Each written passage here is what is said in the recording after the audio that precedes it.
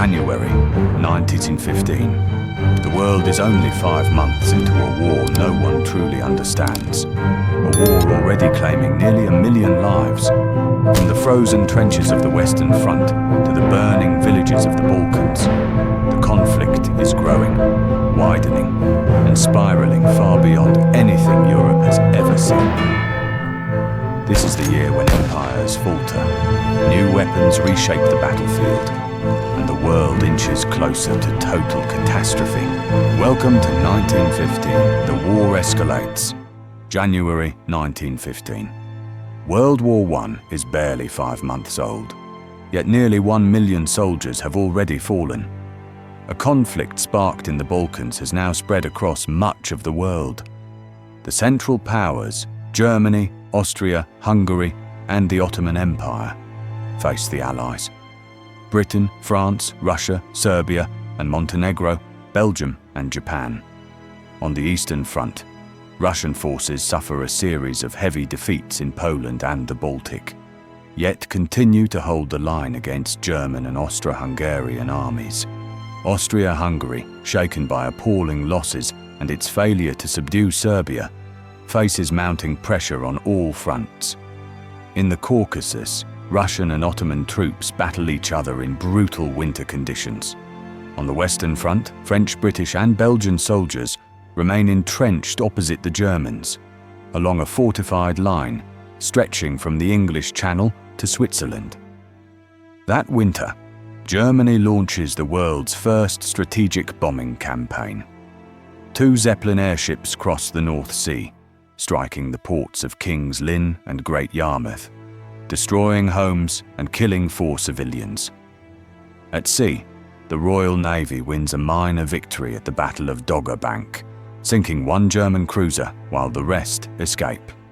Britain's command of the oceans allows it to impose a naval blockade of Germany, cutting off vital imports, including food.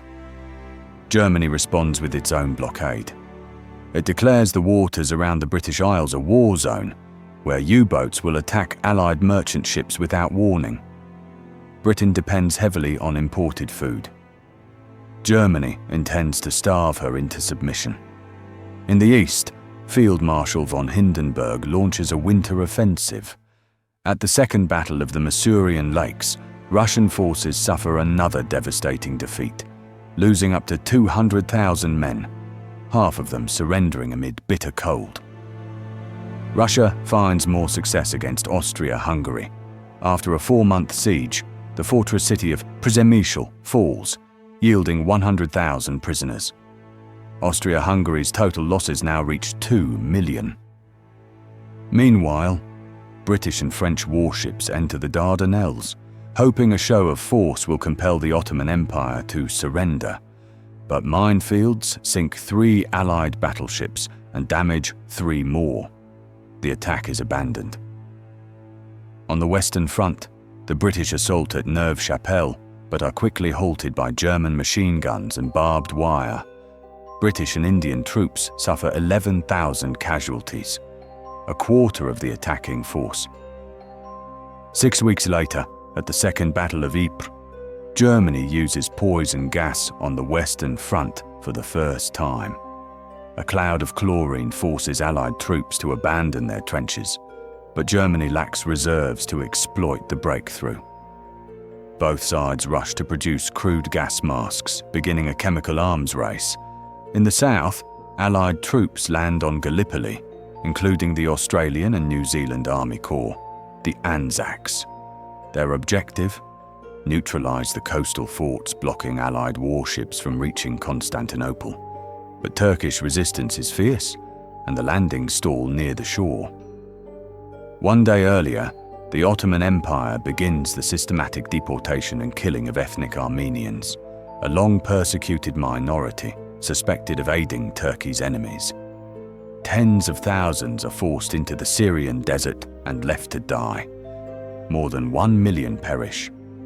The Allies condemn the events as a crime against humanity and civilization, though debate over their classification continues to this day.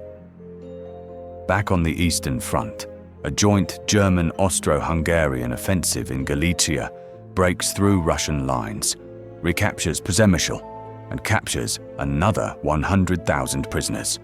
It marks the start of a sustained advance.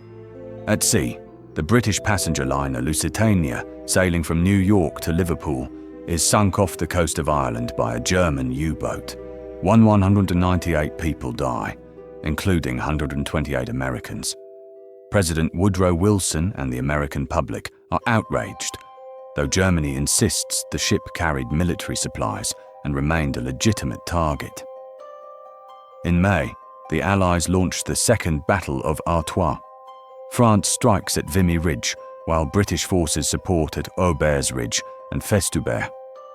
Combined Allied casualties reach 130,000 tons, for an advance of only a few thousand yards.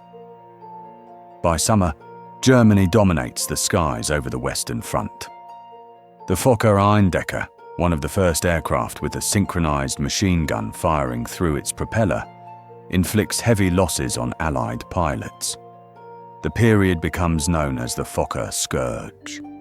Italy joins the Allies, tempted by British and French promises of territorial gains. Its first attacks along the Isonzo River end in costly failure.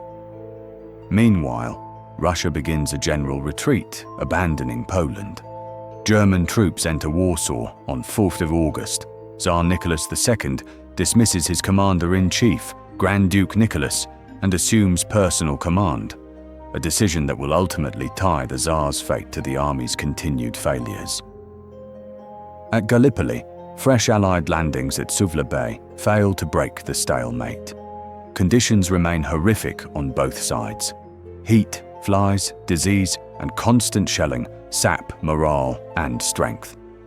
In the Atlantic, a German U-boat sinks the SS Arabic, killing 44 people, including 3 Americans. Facing US warnings, Germany suspends attacks on passenger ships. On the Western Front, the Allies launch their largest offensive yet. France attacks in the Third Battle of Artois and the Second Battle of Champagne. Britain, using poison gas, assaults Luz. Initial progress soon collapses into stalemate, with enormous casualties on all sides. In the Balkans, Allied troops land at Salonika to support Serbia and open a new front against the Central Powers. But Bulgaria joins Germany and Austria-Hungary, and together they overrun Serbia in 2 months. That winter, the remnants of the Serbian army retreat through the Albanian mountains. Losses are catastrophic. By war's end, 1/3 of Serbia's army will have been killed, the highest proportional loss of any nation. Along the Italian front, the third and fourth battles of the Isonzo failed to dislodge Austro-Hungarian forces entrenched on the high ground. In Mesopotamia, British troops advancing on Baghdad are stopped by Turkish forces at the Battle of Ctesiphon.